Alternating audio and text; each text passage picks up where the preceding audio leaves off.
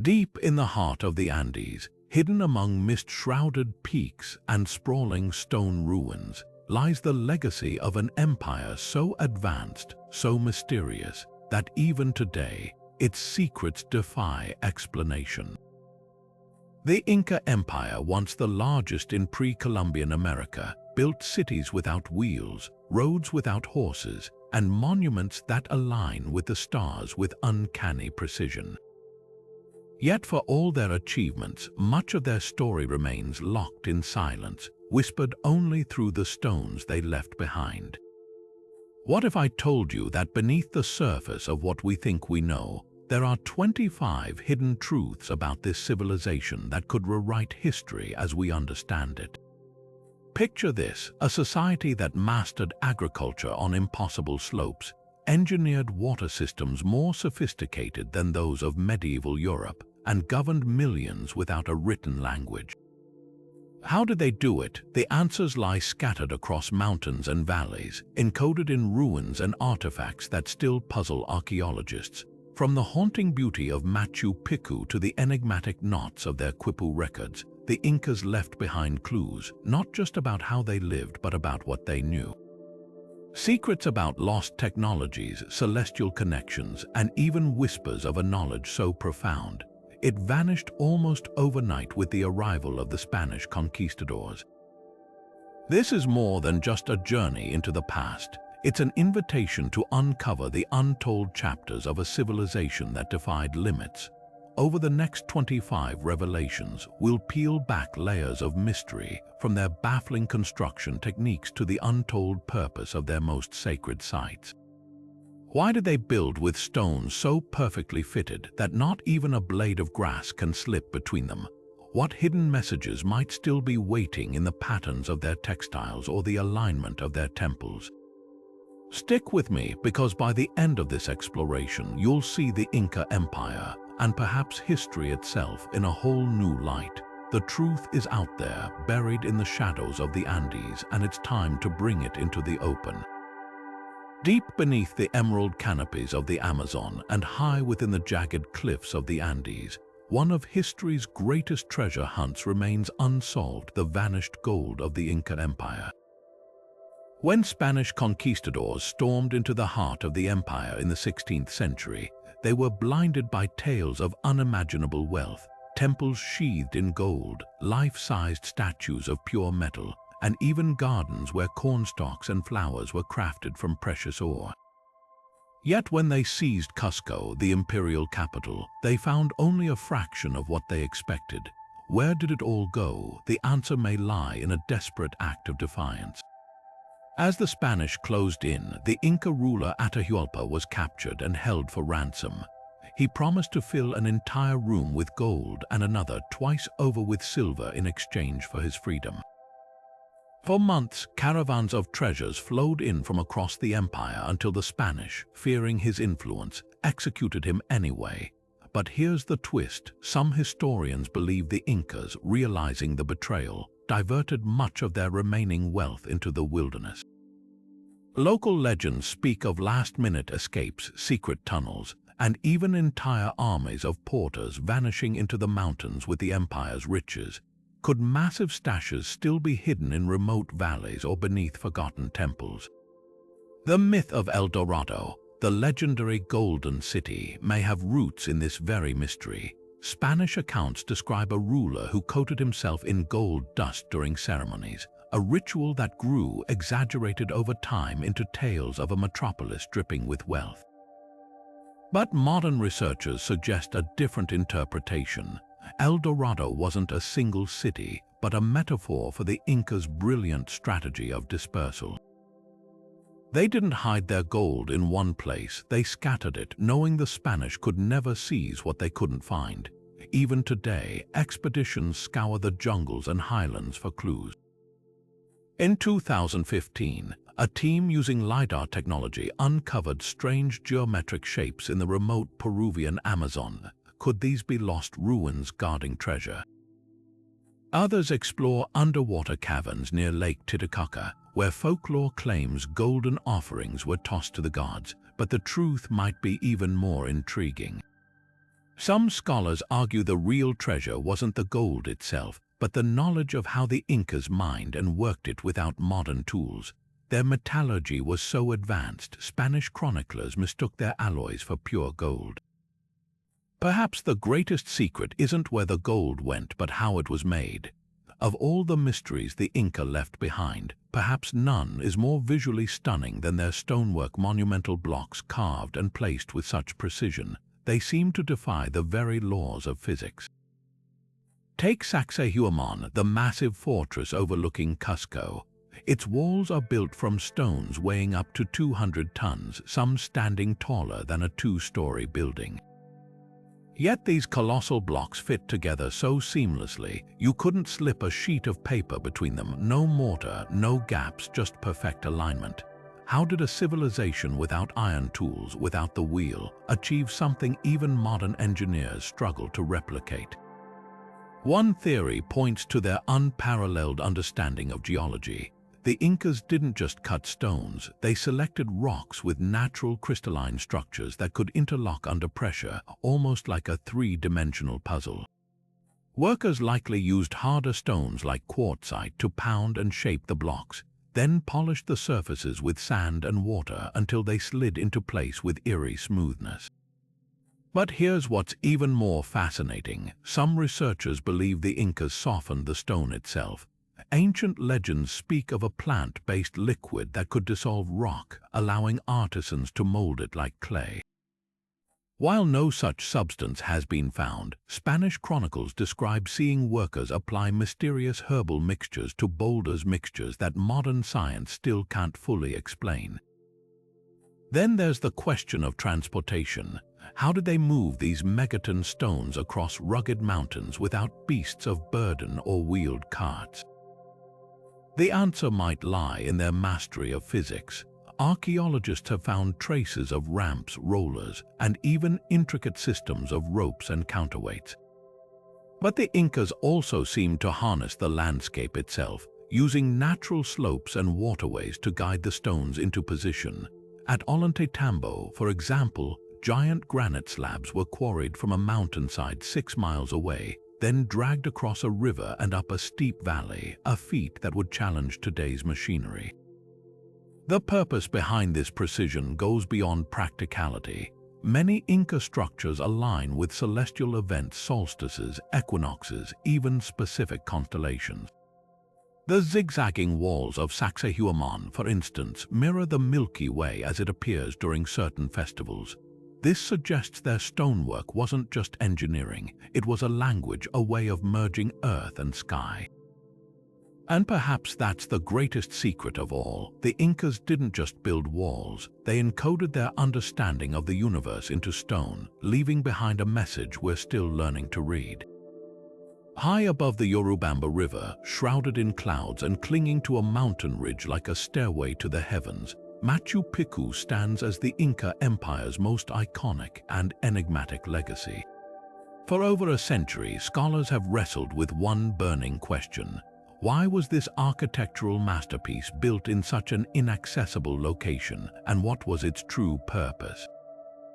The answer might be more complex than we ever imagined. Some argue it was a royal estate for the Emperor Pachacuti, a secluded getaway where he could escape the pressures of Cusco.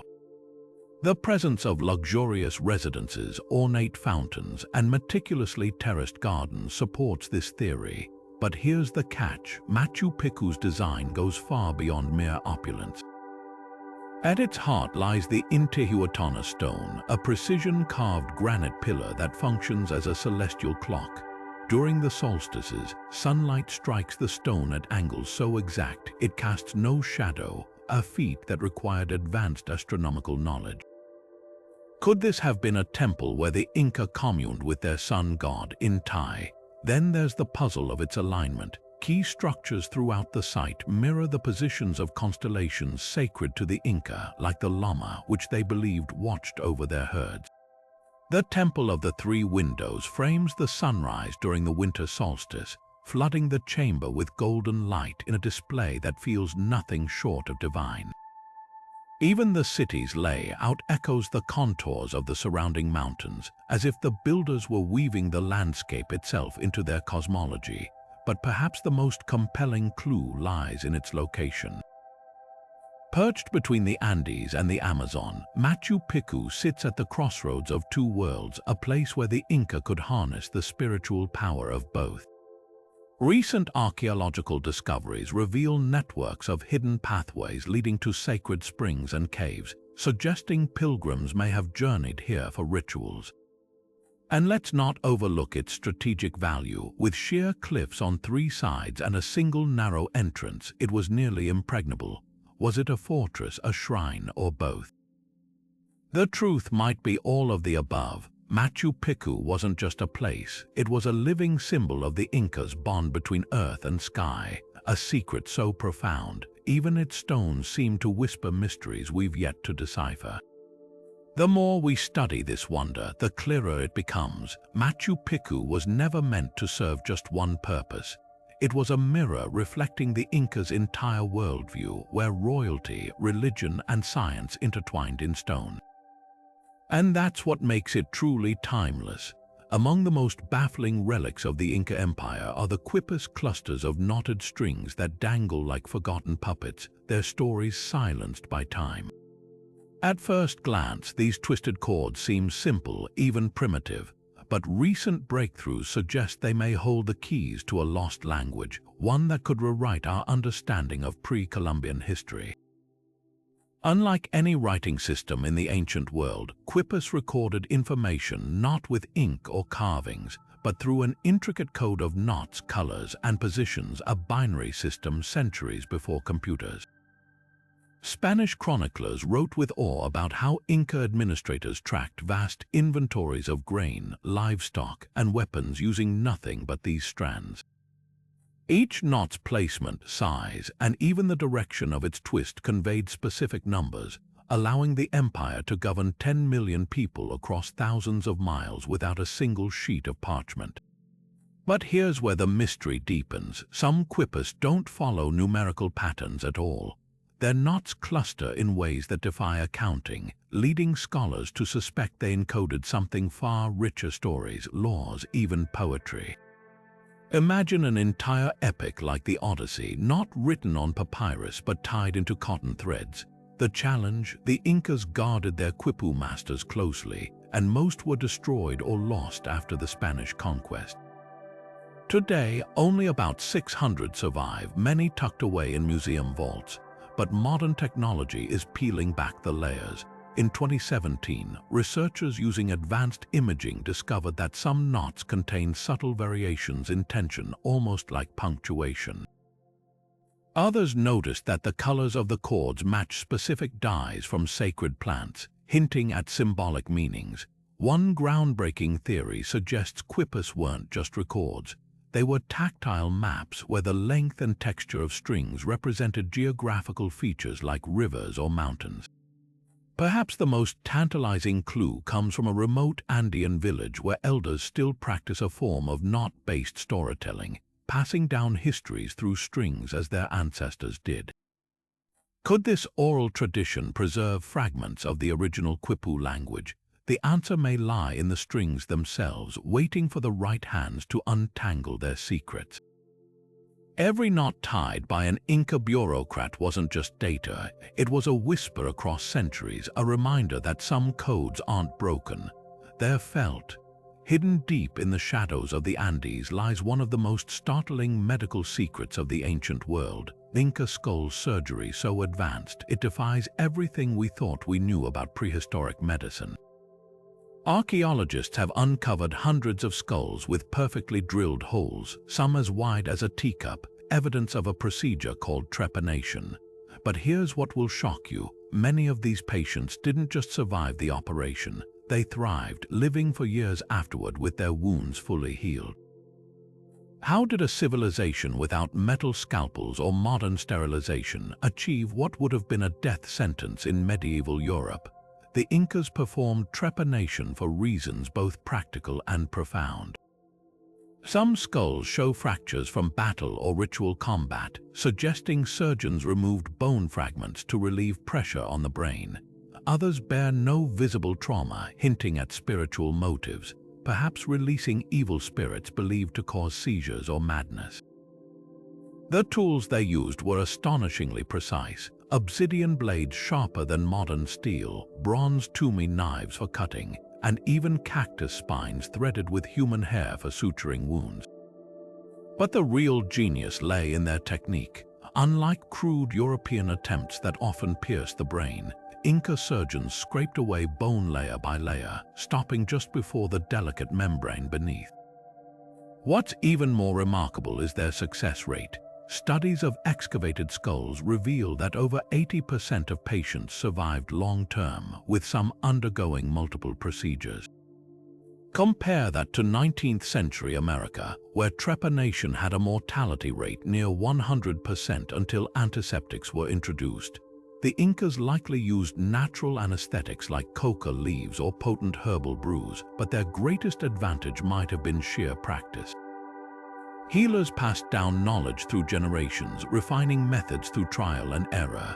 One skull from Cusco tells a particularly gripping tale: a young warrior with 5 separate surgeries, each hole overlapping like petals of a flower. The bone regrowth shows he lived years between operations, a testament to his surgeon's skill. Another discovery in Peru revealed a set of polished obsidian tools buried with a healer, their edges still sharp enough to slice paper after 5 centuries. These weren't primitive attempts at medicine.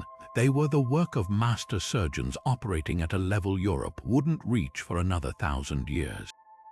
Why hasn't this breakthrough gotten more attention? Partly because the Spanish dismissed indigenous medicine as superstition, and partly because we're only now developing technology to study these skulls without damaging them. CT scans have revealed something even more astonishing. Some patients showed signs of brain healing, with scar tissue indicating the Incas may have understood neuroplasticity long before modern science. Their legacy isn't just holes in bone, it's proof that ancient knowledge, when observed without bias, can rewrite history's timeline of medical progress.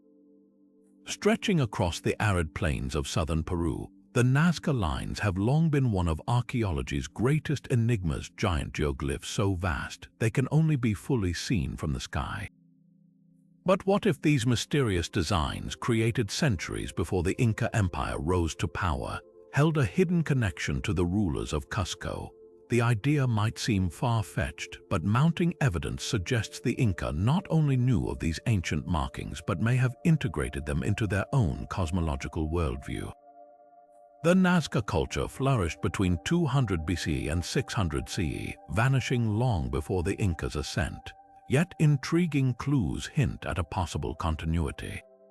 For starters, the Inca road system, a sprawling network stretching over 25,000 miles, passes eerily close to several Nazca glyphs.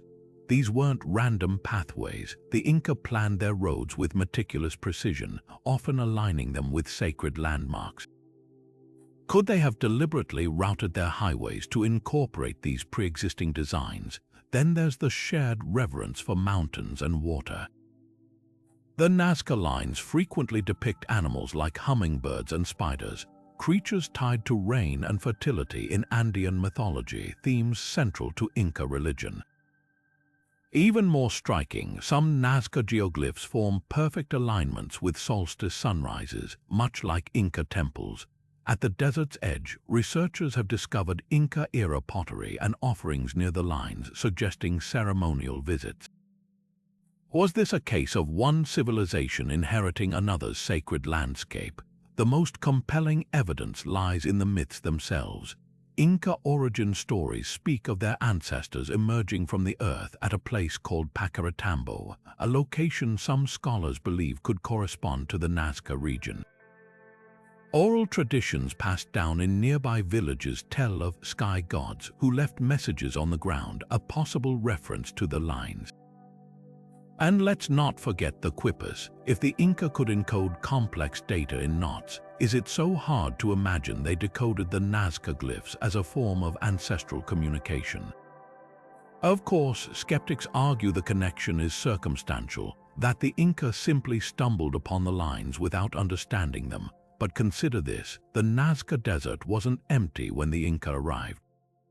Local cultures like the Wari, who preceded the Inca, actively maintained the glyphs. It's entirely possible the Inca, master synthesizers of Andean traditions, absorbed this knowledge and repurposed it. After all, they did the same with Tiwanaku's ruins and the sacred sites of the Chachapoya. Perhaps the truth lies in the landscape itself. From the sky, the Nazca lines resemble a vast celestial map, mirroring constellations the Inca later worshipped. The trapezoids and spirals might have served as ritual pathways, much like the sect system of Cusco, where lines radiated from the capital to holy shrines.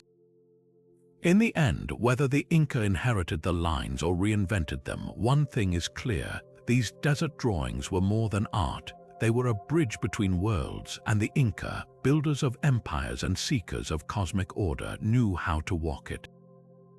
Beneath the stone citadels and sacred peaks of the Andes, whispers persist of a hidden world, a labyrinth of tunnels so extensive it could connect the farthest reaches of the Inca Empire. Spanish chroniclers wrote of golden idols smuggled through these passageways during the conquest, while local legends speak of entire armies disappearing into the earth, never to be seen again. Could these subterranean networks be the empire's best-kept secret, or are they merely the stuff of myth? The truth, as always, lies somewhere in between. Explorers have stumbled upon tunnel entrances for centuries, gaping holes in the mountainsides near Cusco, Ollantaytambo, and even beneath Machu Picchu itself. Some stretch only a few yards before collapsing into rubble, but others descend into darkness with no end in sight. In the 1960s, a team led by Argentine researcher Juan Morix claimed to have found a massive underground system in Ecuador, its walls lined with strange metallic plates and shelves of unknown origin. Though his claims were met with skepticism, satellite imagery later revealed unusual geological patterns in the region: long, straight fissures that mirror the routes of ancient Inca roads. Then there's the chilling account from a group of Peruvian cavers who, in 2008, ventured into a tunnel near Sacsayhuaman. Their lights revealed walls carved with precision, but what stopped them cold were the ventilation shaft's narrow ducts angling upward at precise intervals, as if engineered to sustain life below. The deeper they went, the more the air hummed with an eerie resonance, like wind passing through a colossal flute. They turned back when their compasses spun wildly, leaving the tunnel's secrets undisturbed. Skeptics argue these are natural limestone caves, reshaped by human hands for storage or ritual. But consider this: the Inca were master hydrologists capable of diverting entire rivers. Could they have engineered tunnels to control water flow or create escape routes during sieges? Some researchers point to the chinkanas, a Quechua word meaning labyrinth, mentioned in colonial texts as places where priests conducted underworld rituals. Even today, villagers near Puno tell of a tunnel linking Lake Titicaca to Cusco, a 300-mile passage said to be lined with gold. Modern technology may finally settle the debate. Ground-penetrating radar has detected hollow spaces beneath several Inca sites, and drones equipped with thermal cameras have identified temperature anomalies suggesting underground voids. But perhaps the most tantalizing clue comes from an unexpected source: the quipus.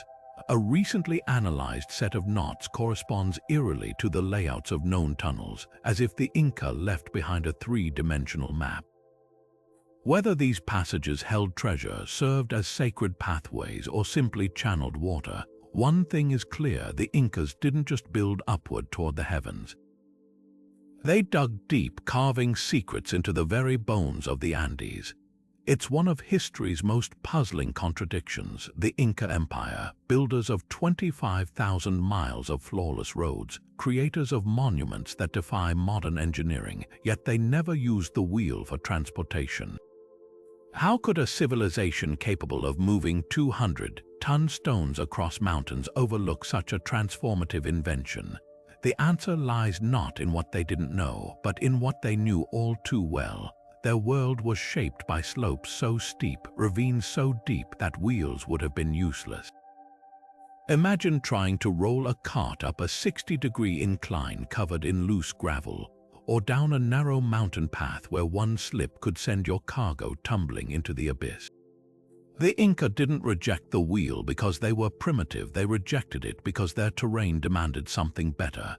Instead, they relied on llamas, sure-footed and agile, capable of carrying loads across precarious cliffs.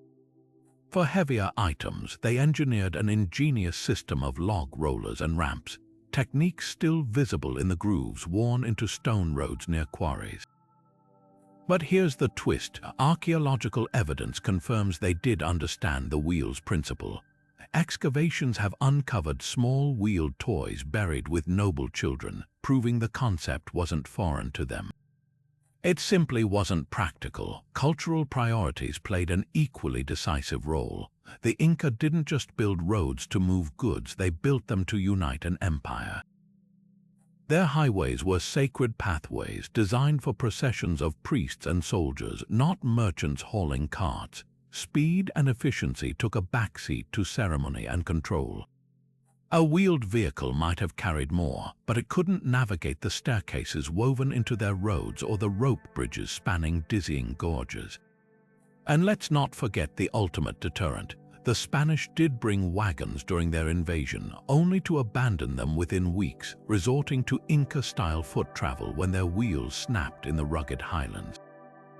Perhaps the most fascinating theory suggests the Inca saw the wheel as a threat to their social order.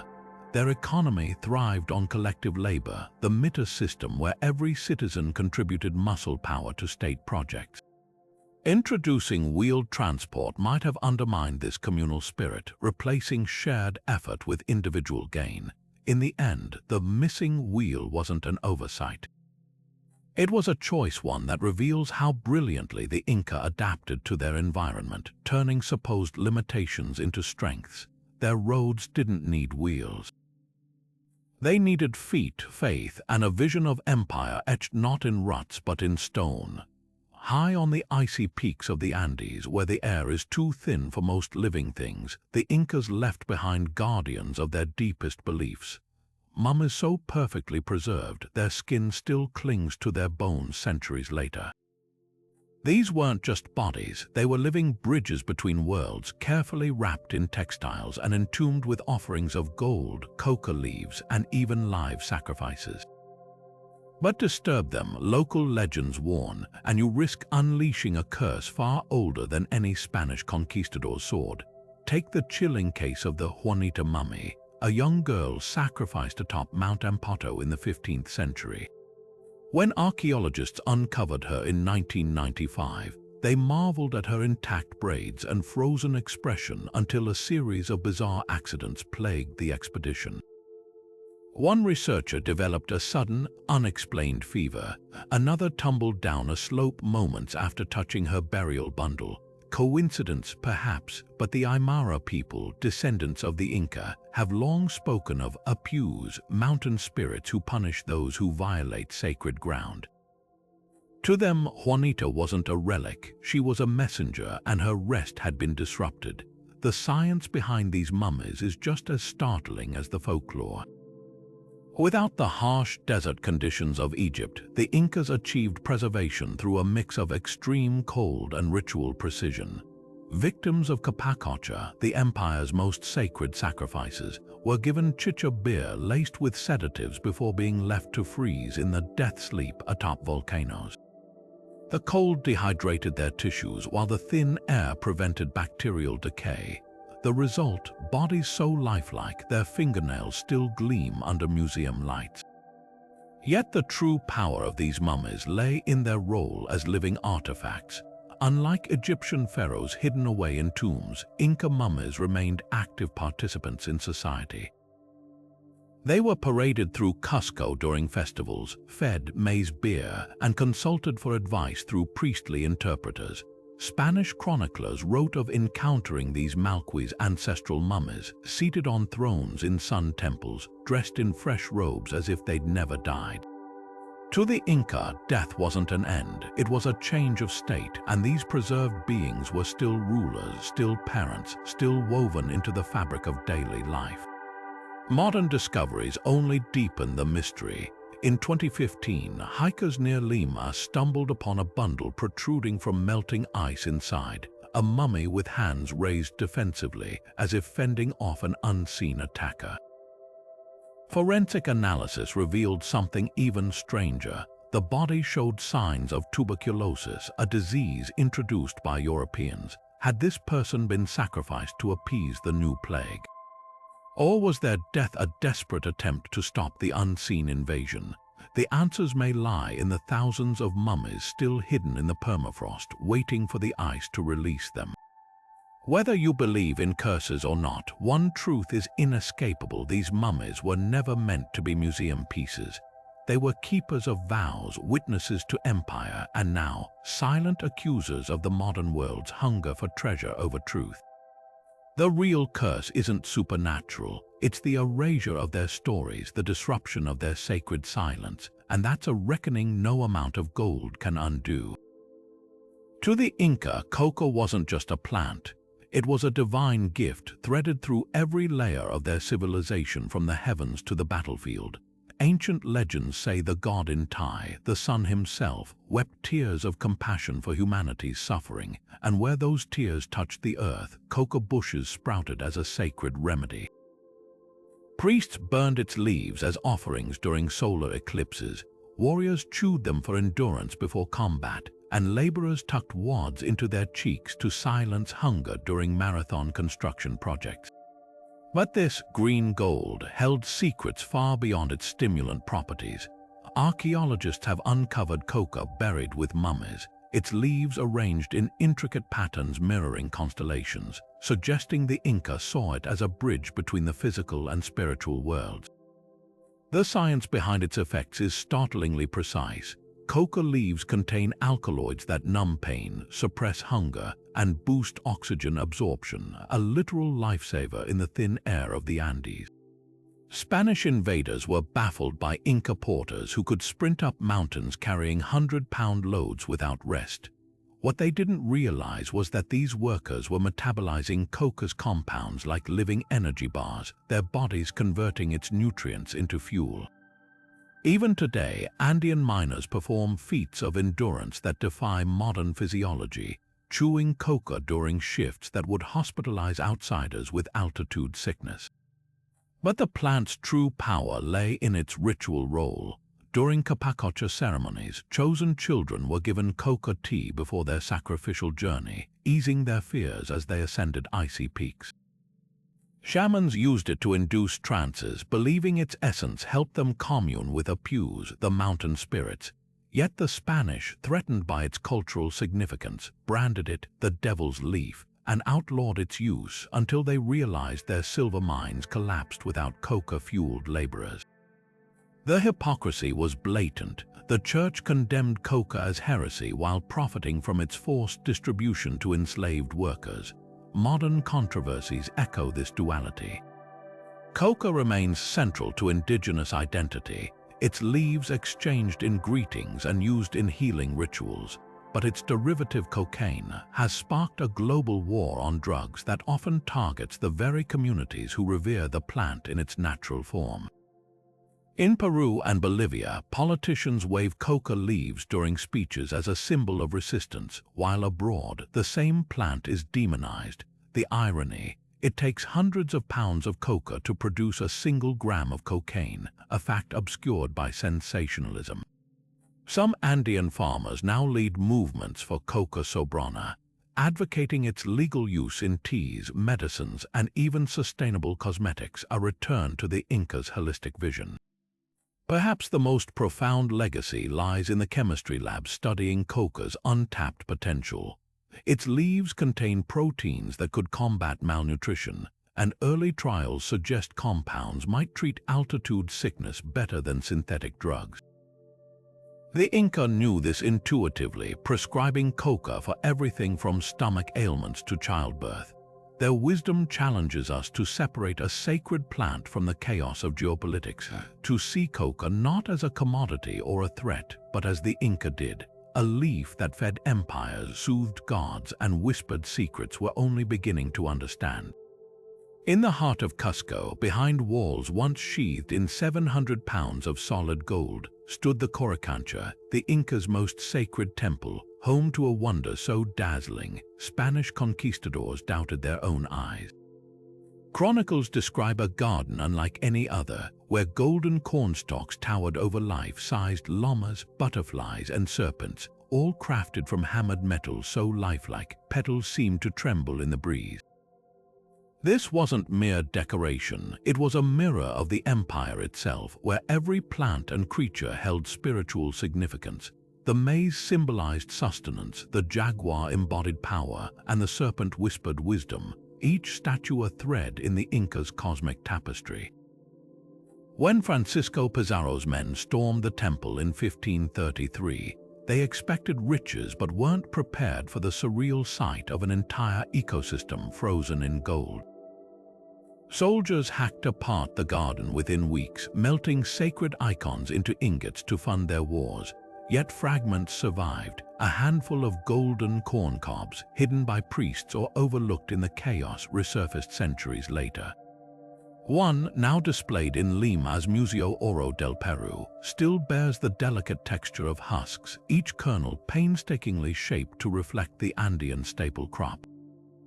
Even stripped of its original glory, the artifact radiates intention, proof that this garden wasn't just a display of wealth, but a living prayer. What few realize is that the gold's brilliance served a deeper purpose. The Inca believed metals held cosmological power. Silver represented the moon's tears, while gold captured the sun's essence. By crafting the garden from these sacred materials, they were forging a direct connection to the gods. Contemporary accounts describe priests watering the metal plants with chicha beer during solstice rites, a ritual that likely symbolized the sun nourishing the earth. Modern archaeologists have even found tiny gold beads embedded in the temple's soil, perhaps symbolic seeds meant to sustain the garden's magic. The real mystery lies in its craftsmanship. Without smelting furnaces, how did the Inca achieve such precision? Recent metallurgical studies reveal their secret, an alloy called tumbaga, blending gold with copper for malleability. Artisans would hammer the mixture into thin sheets, then use acidic plant juices to dissolve surface copper, leaving pure gold behind, a technique called depletion gilding. The result, surfaces that glittered like the sun, yet could bend to capture the curve of a flower petal or the arch of a predator's paw. Rumors persist that more treasures survived. In 2018, workers repairing a colonial church near Cusco uncovered a hollow wall cavity containing a golden hummingbird, its wings outstretched mid-flight.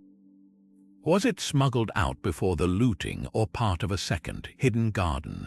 Whatever the truth, Coricancha's legacy endures. Today, replicas of the Golden Garden bloom in museums worldwide, but their sterile perfection lacks the original soul, a reminder that some wonders can't be recast. The Inca didn't just build a shrine to nature, they froze divinity in metal and for a fleeting moment made heaven touchable.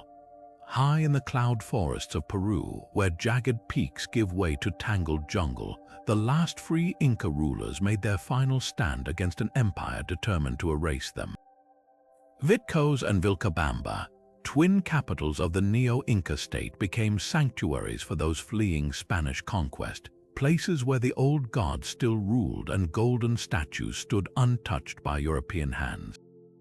For nearly 40 years after the fall of Cusco, these mountain redoubts sheltered a defiant dynasty, keeping Inca traditions alive even as their world crumbled. Yet their locations vanished from history, swallowed by the wilderness until modern explorers began piecing together a trail of clues. The search for these lost cities reads like an adventure novel. In 1911, American historian Hiram Bingham, fresh from discovering Machu Picchu, stumbled upon ruins at Rosaspata, a site locals called Vitcos. The evidence seemed compelling. Spanish chronicles described Vitco's as having a white rock where priests performed rituals, and Bingham found exactly that, a massive granite slab carved with staircases and channels, still stained with sacrificial blood. But Vilcabamba proved far more elusive. Texts spoke of it as a sprawling refuge deep in the jungle, where the last Inca ruler, Tupac Amaru, was dragged from his throne in 1572.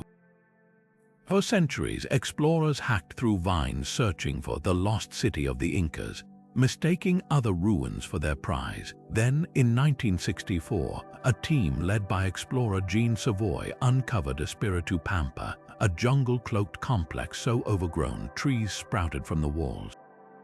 Here, amid the ruins, they found Spanish nails mixed with Inca pottery, proof of a violent collision between worlds. But the real revelation came decades later, when LiDAR scans revealed a vast urban network hidden beneath the foliage. Terraces, plazas, and even a ceremonial platform matching descriptions of Tupac Amaru's palace emerged from the digital shadows.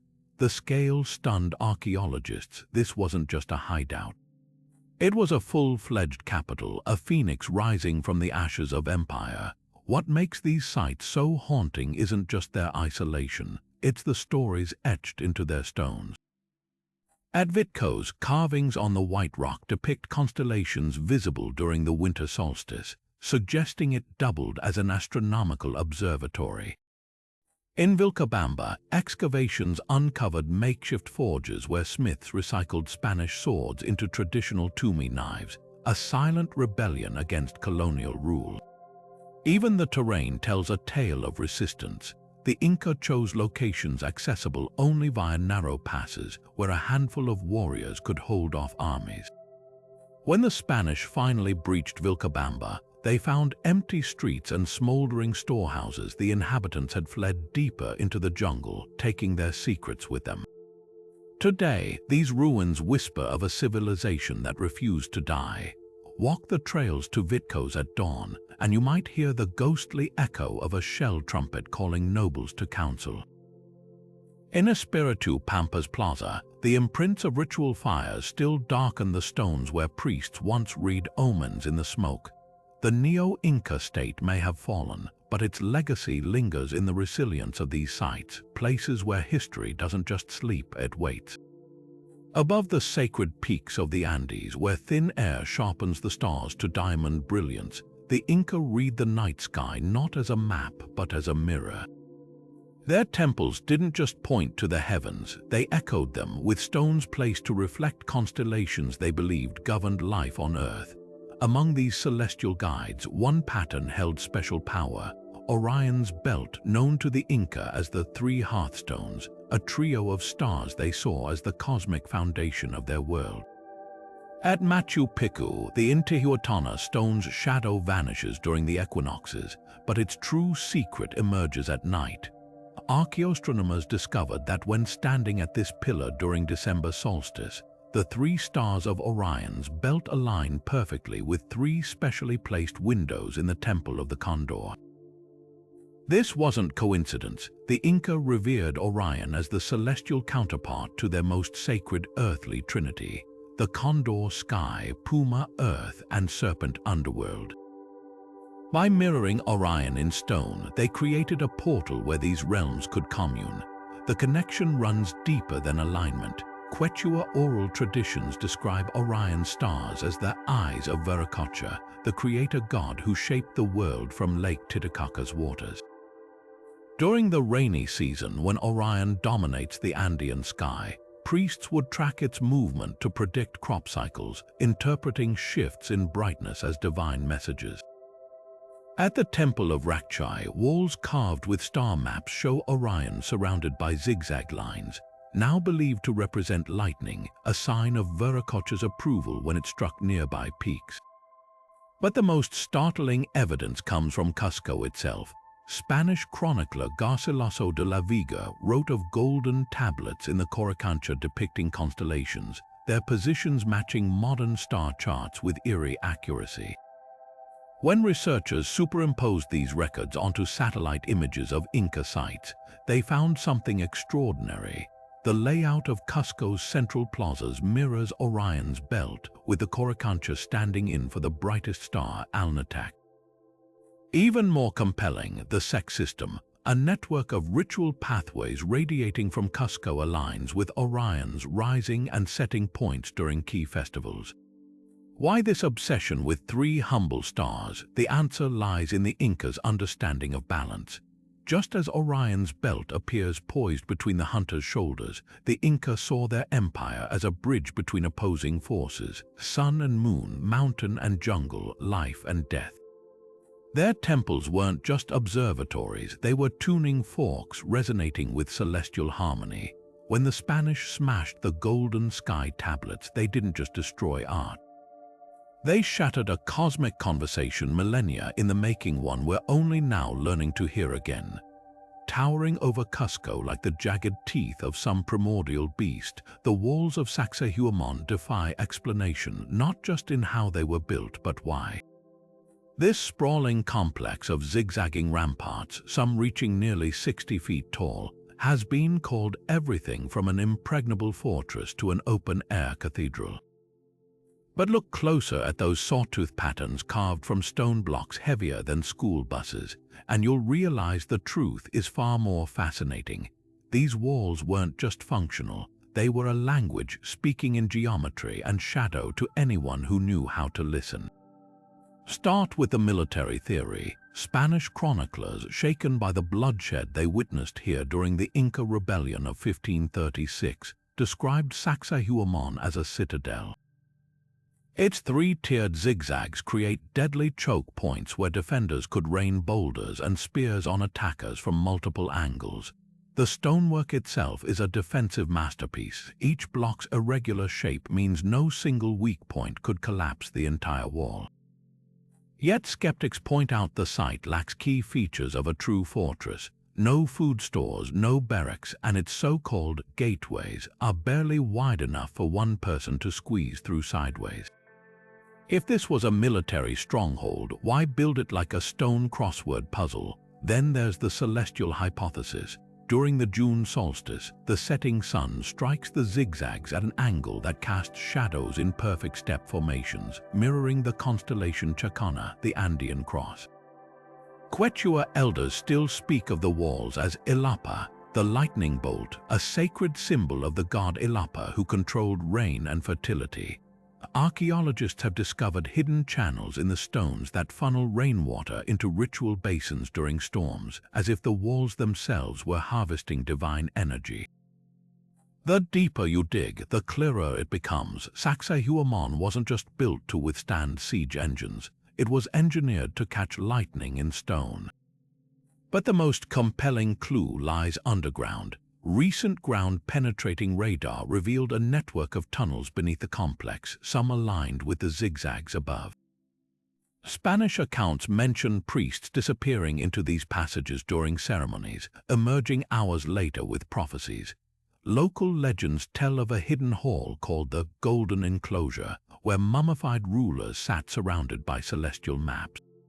Could those zigzagging walls be the surface expression of something far older and more secretive?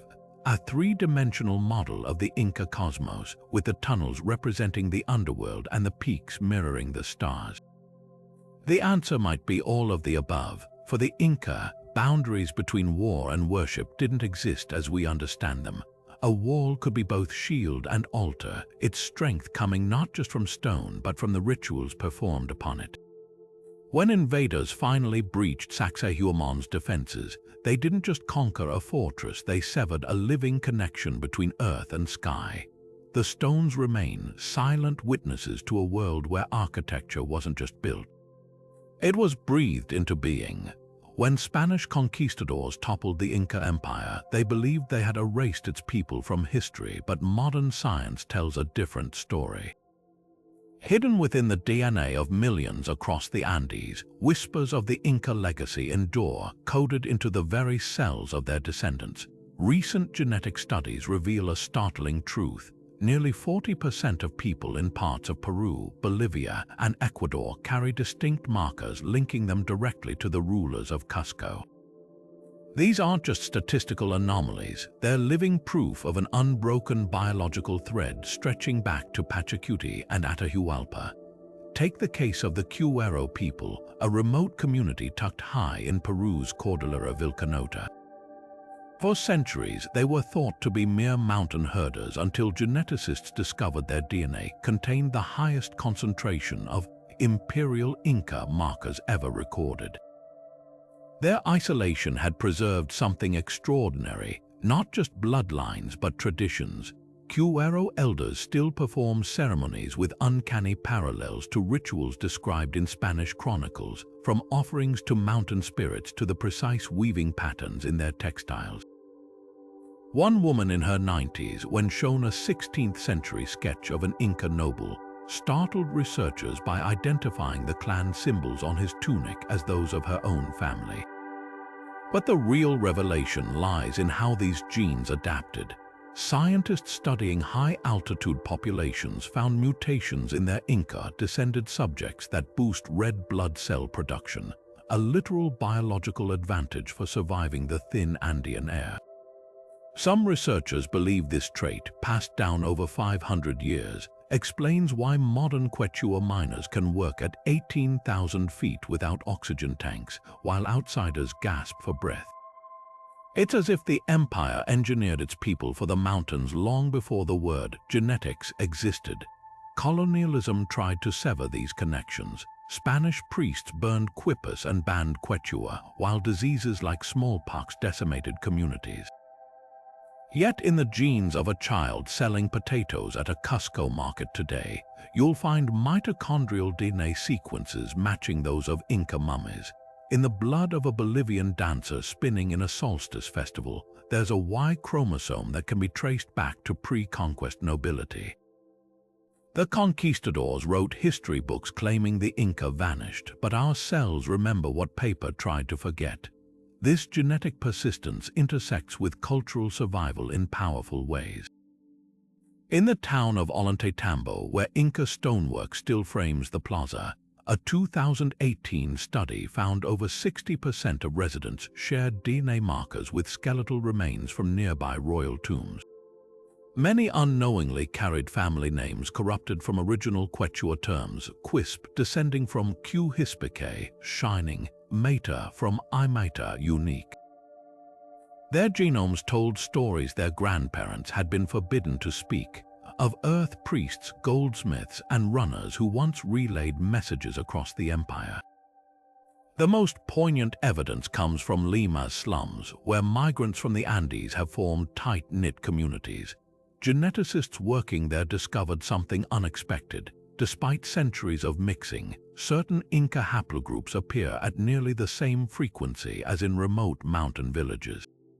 This wasn't random chance, it was conscious choice. Interviews revealed that partners often unknowingly selected mates with similar ancestral roots, drawn to familiar features or mannerisms. The empire's social fabric, it seems, rewove itself in exile. Modern medicine is now decoding how this legacy could save lives. A 2022 study on tuberculosis resistance found that descendants of Inca lineages had immune responses 50% more effective against the disease, a possible echo of their ancestors' survival of European plagues.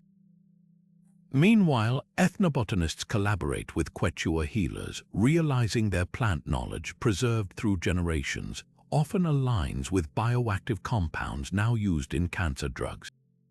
The past isn't just present, it's healing the future.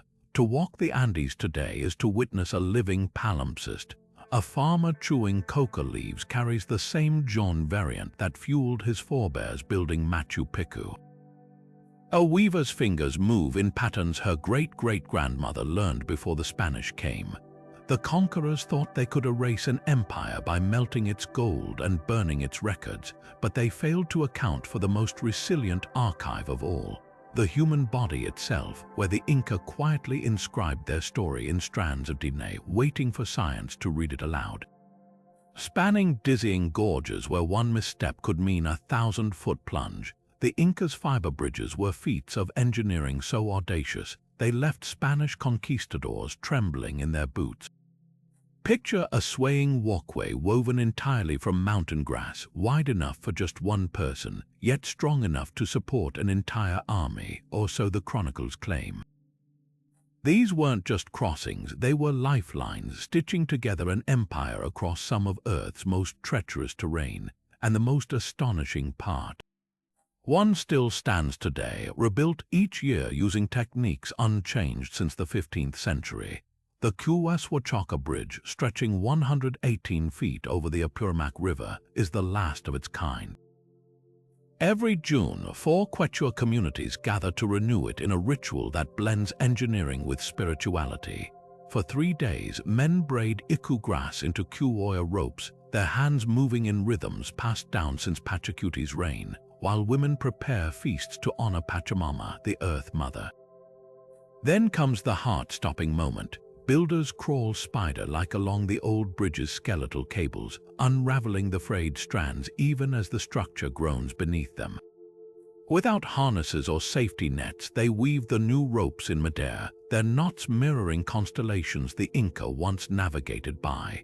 By festival's end, the old bridge vanishes into the river and a reborn Quipu emerges, its fibers humming in the wind.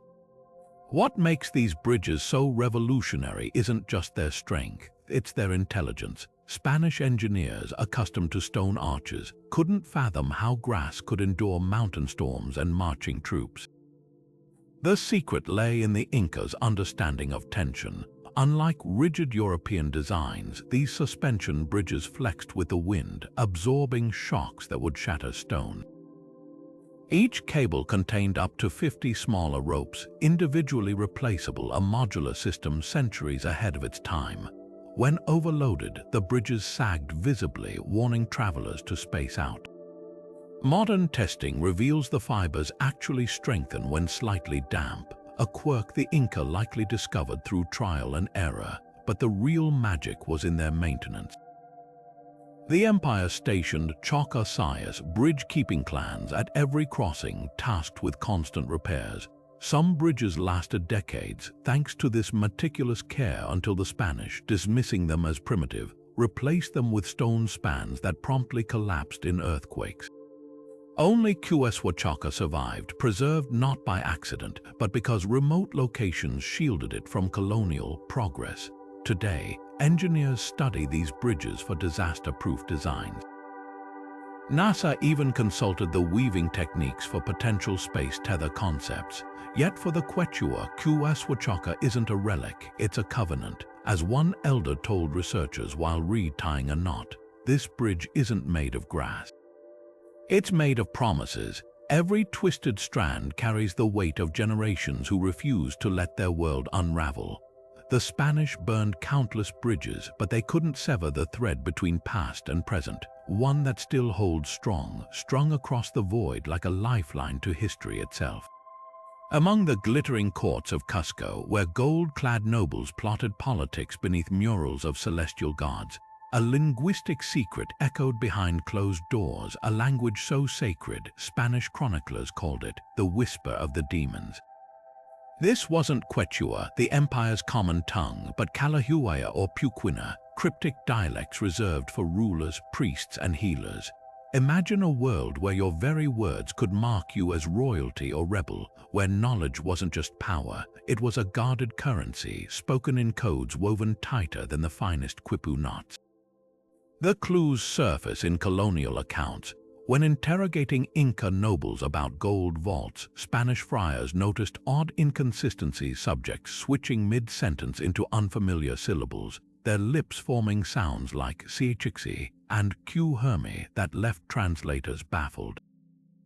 These weren't random slips. Kalahuaya, still spoken today by itinerant healers in Bolivia, mixes Quechua roots with archaic terms from pre-Inca civilizations, creating a linguistic cipher. The word Kaleri, for instance, means medicine man in Kalahuaya but morphs into Kale, poison, in Quechua, a deliberate twist that could mislead eavesdroppers. Puquina, meanwhile, survives only in place names like Lake Titicaca and whispers from mummified lips, its grammar so distinct linguists classify it as a language isolate, unrelated to any known family. Why such secrecy? The Inca understood that language shapes reality. By controlling vocabulary, they controlled access to the sacred. Take their term for gold, sweat of the sun, in Quechua became Ilapa Yori, lightning's tear in Calahua, veiling mining locations in metaphor. Rituals performed in Puquina allegedly summoned weather changes. A skilled Spanish priests dismissed as witchcraft until they witnessed drought-breaking ceremonies firsthand. Even today, Calahua-speaking healers known as medicos murmuradores, murmuring doctors, chant in this tongue during bone-setting rituals, believing certain sounds accelerate healing. A claim modern studies hint may have basis in vibrational acoustics. The survival of these languages tells a defiant story. When the Spanish banned Quechua in the 16th century, Calahua went underground, preserved by healers who wrote nothing down yet memorized thousands of plant names and anatomy terms. In 2005, linguists discovered Puquina loanwords in Aymara communities near Puno, suggesting the language never fully died. It fractalized, hiding in plain sight like the stones of Sacsayhuaman. The ultimate irony, some of the most detailed records of these lost tongues come from Spanish missionaries who tried to erase them. Their own dictionaries, meant to convert, became time capsules preserving the very knowledge they sought to destroy. Perhaps the noblest secret wasn't the words themselves, but what they carried: an entire world view where speech could bend nature, where rulers spoke to gods in a tongue the earth itself remembered.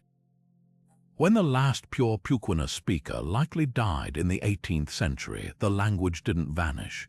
It retreated into the land, waiting for ears attuned to its frequencies. Even now, winds whistling through Inca stone corridors might just be whispering the old codes, if you know how to listen. On the steep slopes of the Andes, where modern farmers struggle to cultivate even basic crops, the Inca engineered an agricultural masterpiece that turned mountains into breadbaskets. Their terraced fields weren't just practical solutions to erosion. They were living laboratories, manipulating altitude and microclimates with a precision that still baffles agronomists today. Nowhere is this more evident than at Moray, a series of concentric circular terraces plunging 150 feet into the earth like a colossal stone fingerprint. Each level varies in temperature by as much as 27 degrees Fahrenheit from top to bottom, creating a gradient of micro-environments where the Inca could simulate conditions from tropical valleys to frosty highlands within a single site. Archaeologists long assumed these terraces were purely utilitarian, but soil analysis reveals something far more intentional. The deeper terraces at Moray contained sediment hauled from distant regions, sandy soil from coastal areas, rich volcanic loam from the highlands, even clay from rainforest zones. This wasn't random dirt dumping, it was a systematic recreation of ecosystems. Researchers found pollen residues showing different crops grown simultaneously across levels. Quinoa thriving on the cooler upper rings, maize flourishing mid-depth, and coca leaves sprouting in the warmer, humid basins. The implications are staggering. The Inca weren't just adapting to their environment, they were reverse engineering it. The genius extended beyond experimentation. These terraces functioned as massive thermal regulators. Stone walls absorbed daytime heat, radiating it back at night to prevent frost damage. A technique modern Peruvian farmers still mimic by painting fields with white lime to alter temperature absorption. Irrigation channels, fed by precisely calculated springs, carried water that zigzagged to slow its flow and minimize erosion. Even the stair-step design had a hidden purpose. The slight stagger between levels created windbreaks, protecting delicate seedlings from savage Andean gusts. What's truly revolutionary is how the Inca scaled this system empire-wide. From the dizzying terraces of Pisac to the floating chinampas of Lake Titicaca, they tailored each farm to its locale. In the Colca Canyon, terraces stretch continuously for over 40 miles, their retaining walls built at angles to maximize sun exposure. At Ollantaytambo, farmers grew over 3,000 potato varieties by staggering planting times across elevations, ensuring harvests year-round. This wasn't just subsistence farming, it was a vast, state-coordinated food security network that sustained millions without soil depletion. Contemporary science confirms their foresight. NASA studies these terraces as models for future Martian agriculture, where controlled microclimates will be essential. Botanists recently discovered that certain Inca-bred potato strains contain genes for drought resistance now being spliced into modern crops.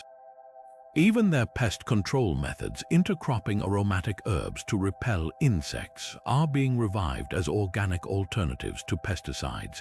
The Inca didn't just conquer mountains. They collaborated with them, turning verticality from an obstacle into an asset. Their greatest agricultural secret wasn't the terraces themselves, but the philosophy behind them, that every challenge is just an unopened door to innovation. Beneath the cobbled streets of Cusco, where Spanish colonial buildings stand atop ancient foundations, whispers persist of a hidden world. A network of stone passageways so convoluted, those who enter without sacred knowledge never return. The Incas called them chinkanas, meaning places to get lost, and their purpose remains one of the empire's most chilling mysteries. These weren't mere tunnels, they were engineered traps, spiritual gateways, and possibly the last vaults of a vanished kingdom's treasures. Spanish chroniclers left spine-tingling accounts of these labyrinths. After executing Atahualpa, conquistador Francisco Pizarro's men scoured Cusco for gold, only to discover corridors beneath the Coricancha temple that defied mapping.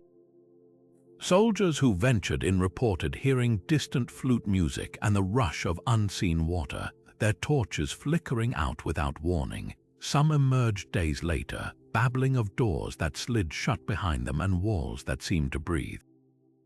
Others simply vanished. The most detailed record comes from a priest who claimed to find a chamber lined with gold plaques. But when he returned with reinforcements, the passage had sealed itself as though the earth had swallowed the secret whole. Modern explorations have only deepened the enigma. In 2003, archaeologists mapping Cusco's underground water channels uncovered a stone corridor near Sacsayhuaman with peculiar features. Grooves in the floor that suggest sliding stone doors, ventilation shafts angled to create eerie whistling sounds, and niches that may have held torches or offerings. The most unsettling discovery, a side chamber containing 7 skeletons, their bones arranged in a circle facing inward, hands clasped as if in ritual. Carbon dating placed their deaths around 1535, the exact year the Spanish took Cusco. Were these guardians who chose entombment over surrender? Local lore adds layers to the mystery. Quechua elders speak of chinkanas as killing boxes, designed to disorient invaders with dead ends and plummeting shafts. One persistent legend describes a labyrinth beneath the fortress of Ollantaytambo, where Inca General Manco Inca staged his last stand. When Spanish troops pursued him into the tunnels, the ground allegedly trembled, sealing the passage with the conquistadors inside. A feat some geologists now speculate could have been triggered by ingenious water diversion tactics, collapsing soft sandstone corridors. Yet the most tantalizing theory involves not traps but knowledge. The few colonial maps that reference chinkanas show symbols resembling quipu knots near certain entrances, hinting these labyrinths may have been 3-dimensional archives. In 2018, researchers using ground-penetrating radar near Tupon detected a chamber walls covered in geometric carvings matching celestial patterns from Inca star charts.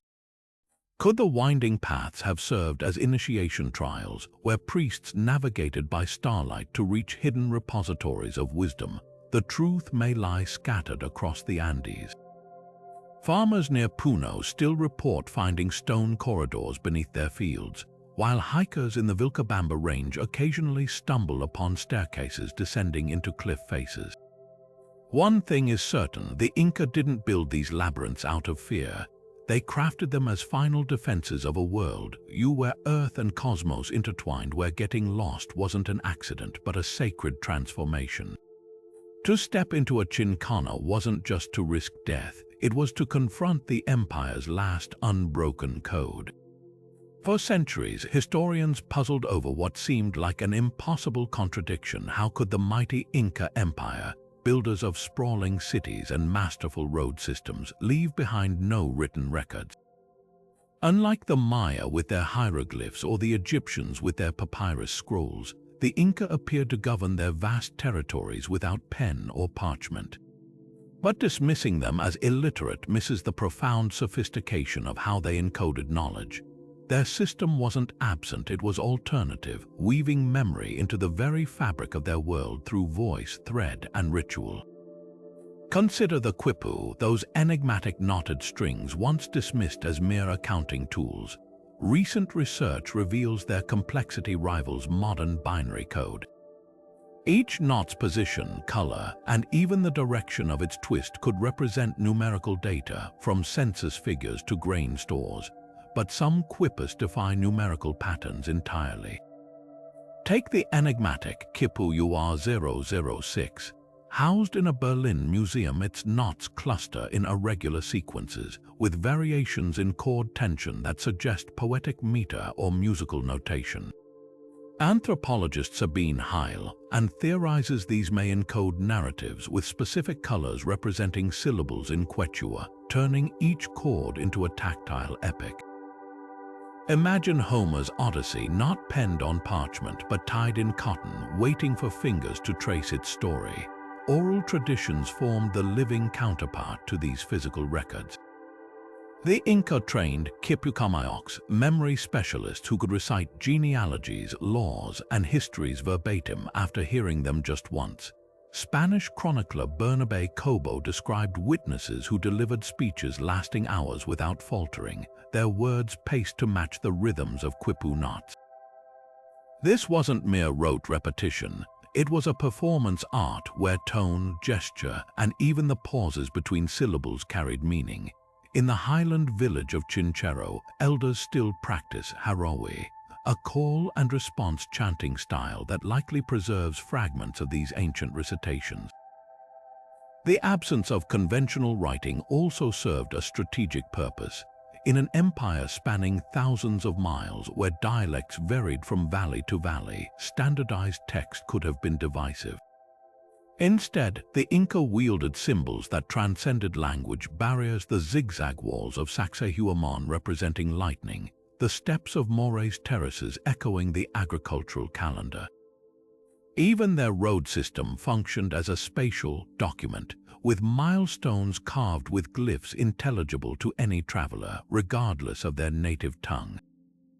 What seems like a historical handicap actually granted the Inca resilience. When the Spanish burned libraries in the Americas, they assumed they were erasing history. But you can't torch a song or unravel every quipu in an empire. Today, linguists collaborating with Quechua storytellers are piecing together origin myths that align shockingly well with geological events like ancient volcanic eruptions, proof that oral traditions can preserve truths across millennia. Meanwhile, computer scientists study quipus as early examples of non-linear data storage. They're not a precursor to modern hypertext. The real lesson isn't that the Inca lacked writing. It's that they redefined it, turning landscapes into libraries and memories into monuments. Their records weren't meant to sit on shelves. They were living threads in the fabric of a culture that understood some truths are too vital to be left to paper. In the end, their greatest secret wasn't the absence of words. It was the art of remembering without them. High atop the sacred peaks of Machu Picchu, nestled between temples and terraces, stands a stone unlike any other, the Intihuatana, or hitching post of the sun. More than just a carved rock, this granite pillar is a masterpiece of celestial engineering, a device so precise it could pin the sun itself in place during the solstices. Its name reveals its purpose. In Quechua, Inti means sun, and Huatana translates to tie or bind. But this wasn't just poetry. The Inca engineered this stone to physically anchor the sun's journey across the sky, ensuring its return during the darkest days of winter. At noon on the winter solstice, when shadows stretch longest and the sun seems to falter in its course, something miraculous happens at the Intihuatana. The pillar's angles are cut so precisely that its shadow vanishes completely, not just fading but disappearing as if the stone has swallowed it whole. For a few breathless moments, the sun appears tethered to the earth, held fast by invisible hands. Archaeoastronomers have measured this phenomenon down to the minute, confirming the Incas' calculations were accurate to within a fraction of a degree. This wasn't guesswork, it was the product of generations observing the sun's path, refining their knowledge until stone and sky spoke the same language. The spiritual significance ran even deeper. To the Inca, the solstice wasn't just an astronomical event, it was a cosmic battle.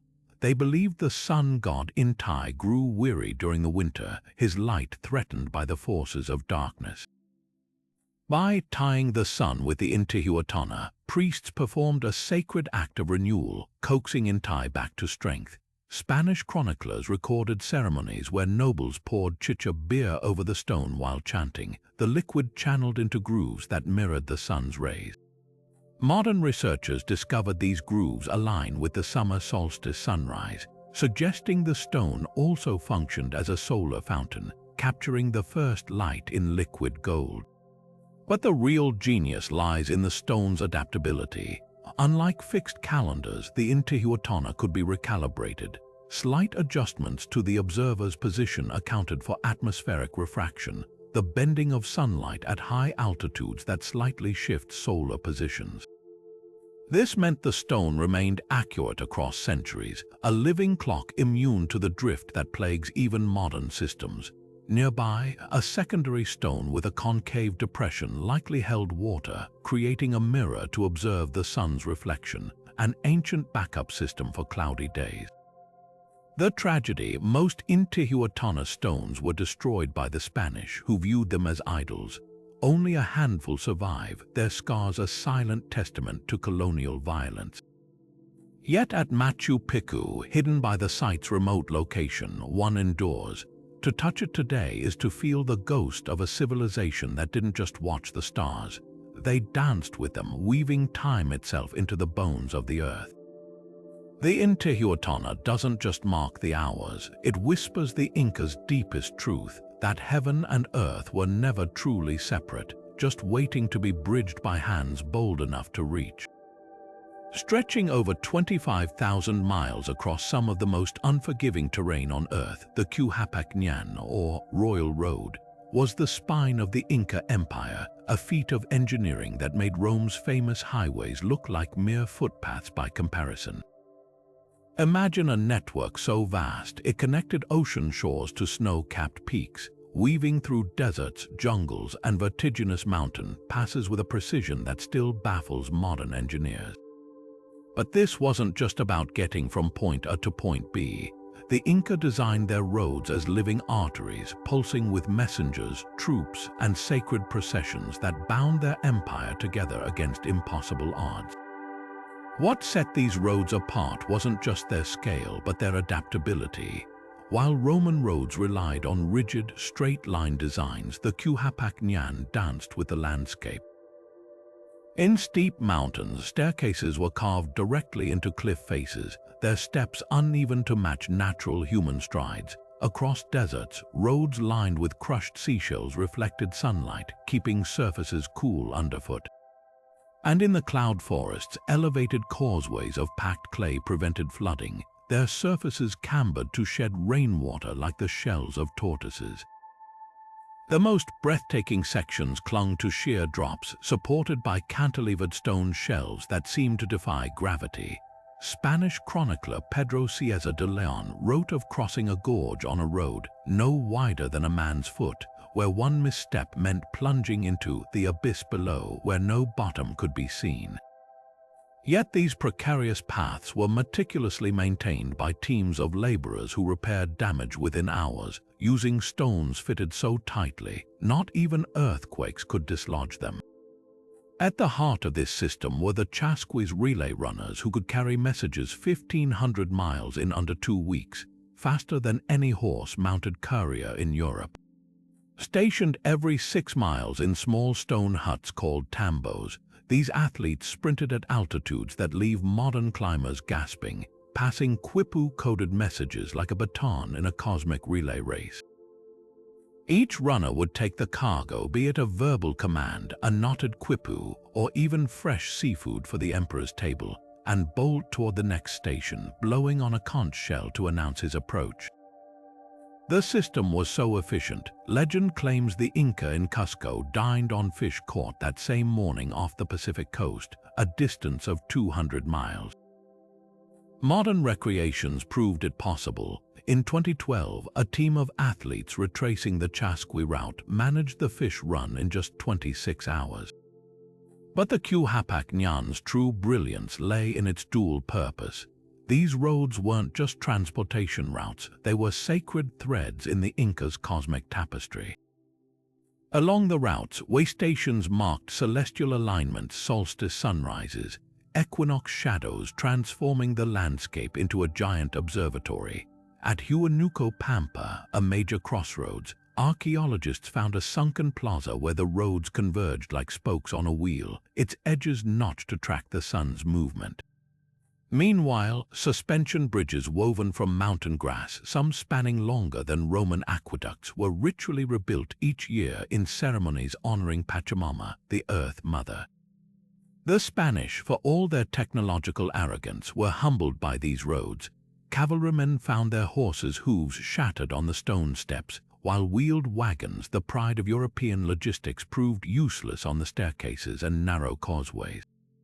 In a bitter twist, the conquerors ended up relying on the very infrastructure they'd sought to replace, marching their armies along Inca roads to crush rebellions.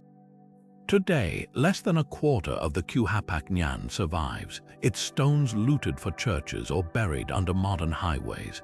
But in remote stretches like the Andes Vilcabamba Range, you can still walk on original pavement, your fingers tracing grooves worn smooth by centuries of bare feet. Those grooves whisper a truth the Inca knew well. To master an empire, you don't conquer the land, you converse with it. To the Inca, the natural world was never separate from the divine. It was a living scripture, written in the language of creatures who moved between realms. At the heart of this belief stood 3 sacred animals, the condor, the puma, and the serpent, each a keeper of cosmic secrets. These weren't just symbols, they were pillars of a spiritual trilogy that shaped everything from temple layouts to imperial conquests. The condor, soaring where the air grew thin, embodied the upper world of celestial gods. The puma, stalking the rugged highlands, represented the earthly realm of mortals. And the serpent, slithering through crevices and rivers, whispered truths from the shadowy underworld. Together, they formed a sacred axis linking heaven, earth, and the depths in an unbroken cycle of death and rebirth. Walk through Cusco, and you'll find this triad etched into the bones of the city itself. The entire capital was designed in the shape of a puma, with Sacsayhuaman Fortress as its snarling head and the Coricancha Temple its golden heart.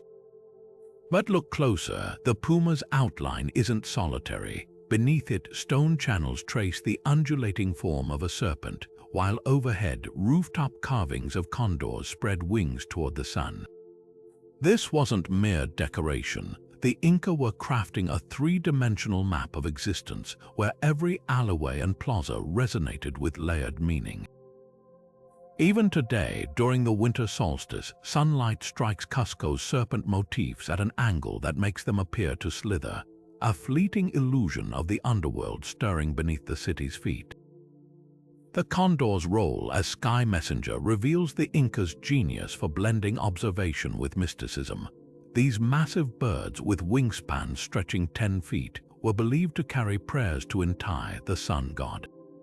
But their reverence wasn't just poetic. The Inca noted how condors rode thermal updrafts to altitudes exceeding 16,000 feet, heights that mirrored their sacred peaks. In Machu Picchu's Temple of the Condor, a natural rock formation resembles outstretched wings, while carved stone channels beneath it catch rainwater, symbolizing the bird's ability to bridge storm clouds and earth. Modern ornithologists confirm eerie details. Condors have the lowest wing-loading ratio of any bird, allowing them to glide for hours without flapping, a trait the Inca likely interpreted as supernatural endurance. Then there's the puma, the empire's silent strategist.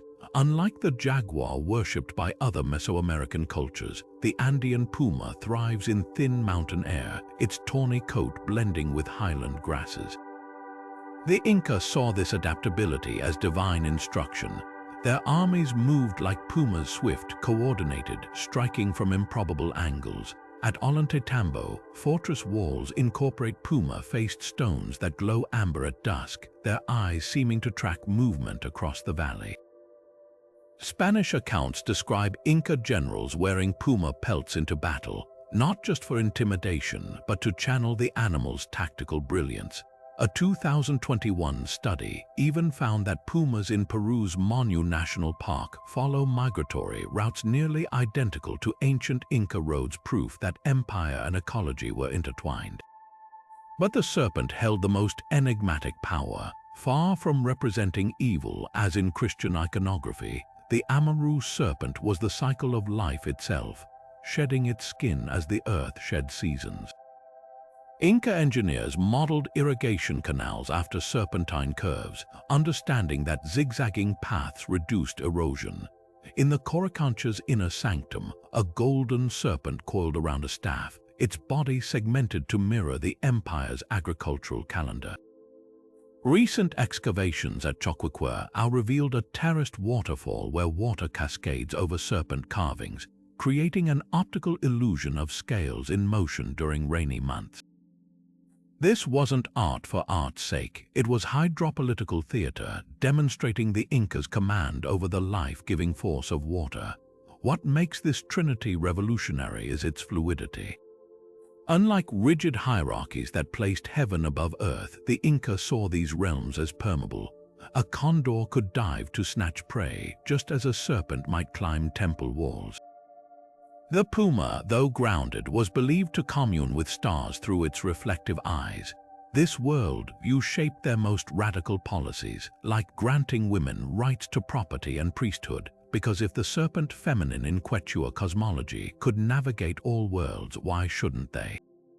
Today, fragments of this belief persist in Andean communities. During the Coila Riti festival, dancers still wear puma masks and serpent belts while carrying condor effigies up glaciers, literally enacting the triad's journey between realms. Scientists, too, are catching on. Biologists study condor flight patterns to improve drone designs, while seismologists monitor pre-earthquake serpent behavior reported in Inca texts. The animals the Inca revered aren't relics. They're keys to understanding a civilization that saw no divide between nature and knowledge, only a boundless web of connections waiting to be decoded. Atop the frozen summit of Mount Lulaloco, 22,000 feet above sea level where the air is too thin for most living things to survive, archaeologists made a discovery that would rewrite our understanding of Inca spirituality. 3 children, so perfectly preserved by the icy altitude, their skin still bears the faint blush of life, their eyelashes delicately frosted over 500 years after their final breaths. These were no ordinary deaths. These children, a 13-year-old girl known as the Maiden, a boy of 7, and a 6-year-old girl, were the empire's most sacred offerings, chosen for their perfection and sent to dwell eternally with the gods in a ritual called Kapakacha. The Maiden's preservation is so astonishing. CT scans revealed undigested coca leaves still packed in her cheeks, her organs intact, her blood still present in her heart and lungs.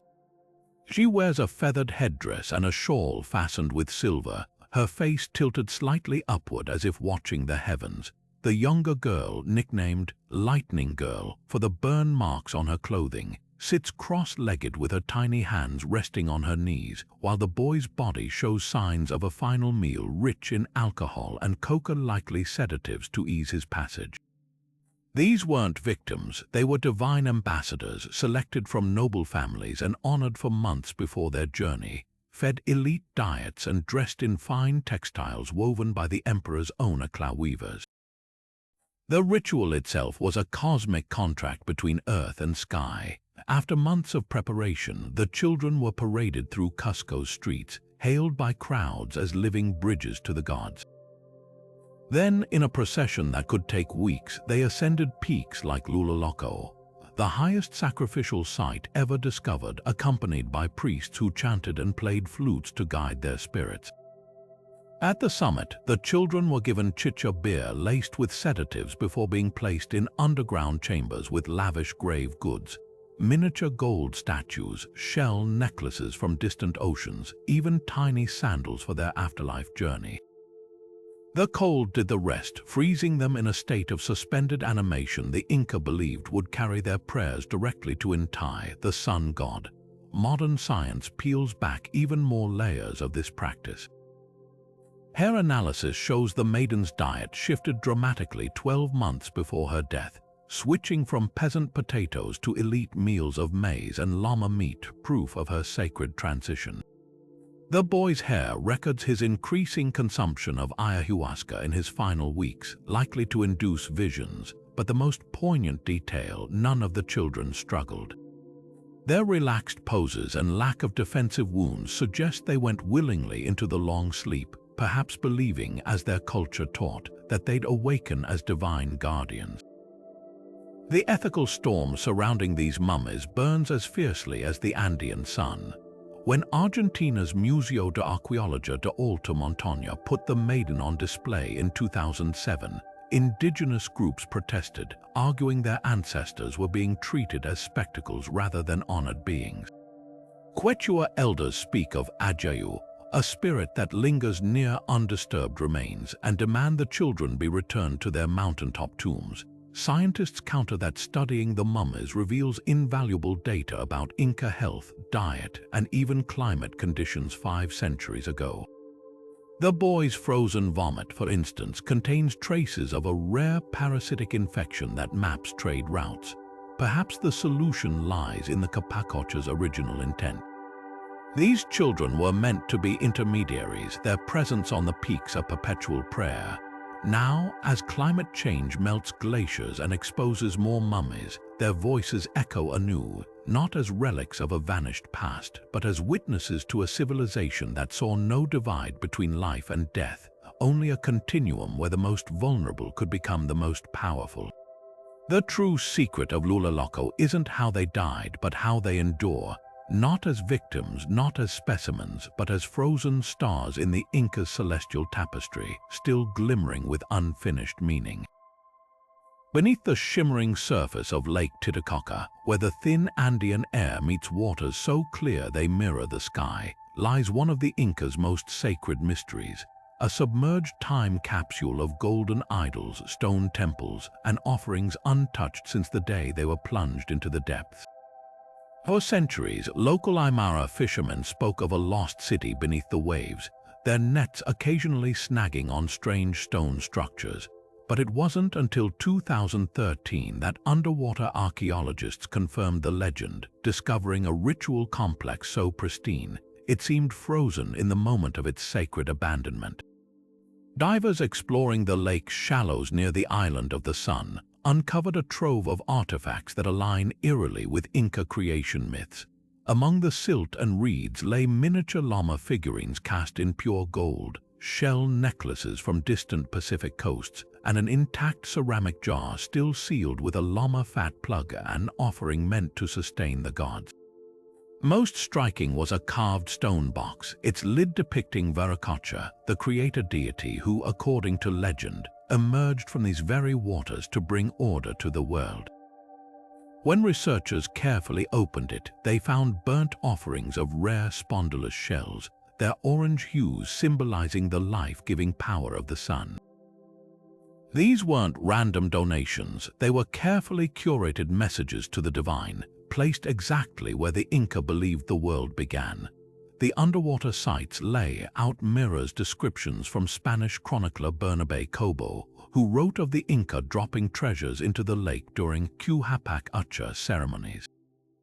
But recent sonar mapping revealed something even more astonishing, a series of terraced platforms resembling the agricultural steppes at Moray, submerged at staggered depths. Marine archaeologists theorize these were symbolic representations of the Inca cosmos, with the deepest level representing the underworld Uku Pacha, the middle tier the earthly realm K Pacha, and offerings placed near the surface to commune with the heavenly gods Honan Pacha. The discovery of coral growing on some structures suggests they stood above water for generations before slowly sinking, a natural process the Inca may have interpreted as the lake reclaiming its gifts. Local lore adds another layer to the enigma. Aymara elders speak of Siechala, a ritual still performed today where miniature replicas of desired items, tiny houses, cars, even diplomas, are tossed into the lake to ensure their real-world counterparts manifest. This uncanny parallel to Inca offerings suggests an unbroken spiritual thread stretching back centuries.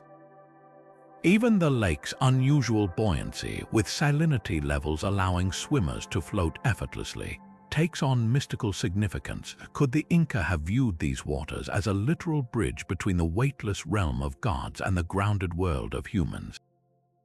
The most tantalizing clue lies in the lakebed's geology. In 2019, a team using submersible drones discovered a series of fault lines releasing warm freshwater springs near the submerged ruins.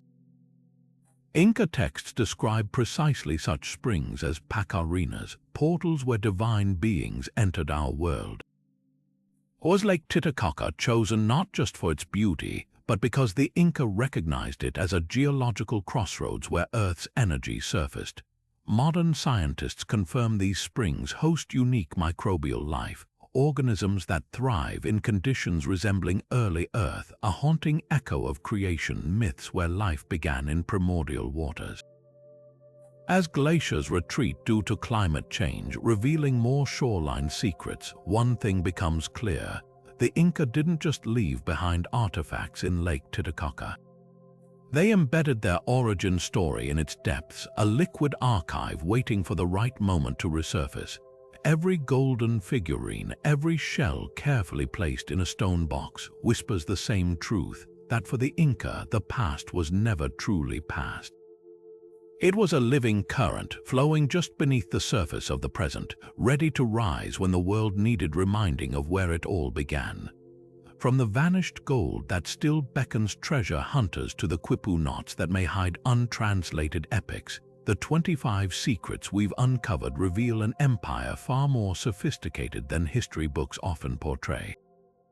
This wasn't just a civilization that built without mortar or mapped the stars, it was one that turned mountains into laboratories, encoded laws into textiles, and engineered bridges from grass that outlasted steel. Their terraces weren't just farms, they were climate simulators. Their surgeries weren't just procedures, they were miracles of prehistoric science. Even their roads were more than pathways, they were celestial compasses etched into the earth. What makes these revelations so electrifying is how they shatter old stereotypes. The Inca didn't just adapt to their environment, they conversed with it, bending stone and sky to their will with a fusion of spirituality and engineering we're still deciphering. Those primitive knotted strings, they might be the keys to a lost literary tradition. That missing wheel, a deliberate choice that highlights their mastery of terrain. Every mystery we've explored, from the mountaintop mummies to the mirrored cities beneath Lake Titicaca, paints a portrait of a culture that saw no divide between the practical and the sacred, where a golden cornstalk was both a crop and a prayer. Now it's your turn. Which of these secrets reshaped your view of the Inca Empire? Was it the astronomical precision of the Intihuatana stone, the eerie resilience of the Cuehuachaca Bridge, or the haunting legacy encoded in modern DNA? Drop your theories in the comments. Did the chinkanas really hide a royal archive, or were they elaborate traps? Could those jungle-cloaked ruins in Vilcabamba still guard untold treasures? And don't forget to explore our other deep dives into history's greatest puzzles, from Egypt's unreadable scripts to the submerged cities of the Mediterranean. The past isn't dead, it's just waiting for the right questions. Hit subscribe because where we're going next, even the stones have stories to tell.